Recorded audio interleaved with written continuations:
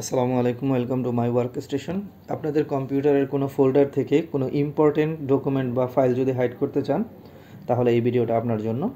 আপনাকে যেটা করতে হবে, যেই ফোল্ডারের ফাইল বা ডকুমেন্ট হাইড করতে চান সেই ফোল্ডারে যেতে হবে। ধরেন আমি ডি ড্রাইভে ঢুকি, যে ফর্মের ভিতরে যে ডকুমেন্টগুলো আছে এগুলো আমি হাইড করতে চাচ্ছি। আমি জাস্ট অ্যাড্রেস বারে ক্লিক করব, সব কিছু মুছে দিয়ে সিএমডি লিখে ইন্টার প্রেস করব।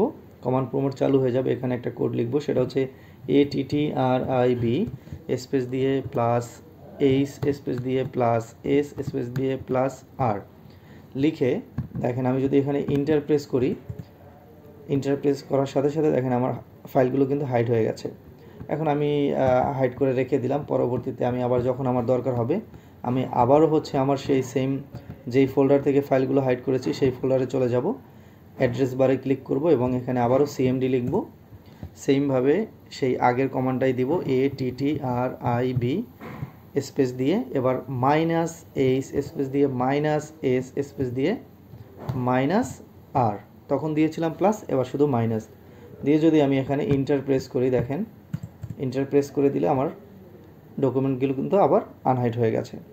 থ্যাংক ইউ গাইস, আসসালামু আলাইকুম রহমতুল্লাহ।